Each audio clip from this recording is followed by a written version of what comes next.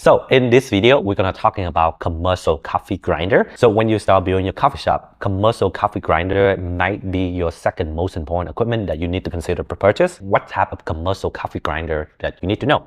Right now, there are two types, bulk coffee grinder and espresso coffee grinder. For the bulk coffee grinder, ideally you use it for the large batch of coffee, around 3 pounds to 5 pounds per minute. Grind really quickly, very consistency, and very easy to clean up, very easy to use. Ideally, this one is for kind of a batch brew, cold brew, or even if you have coffee bean bag in your store, this one is going to be more ideal for it. Second one is espresso coffee grinder. This one grind a smaller batch and it grind per use, so to keep your coffee fresh, and depend on your setting, this one can range between 10 gram to 30 gram.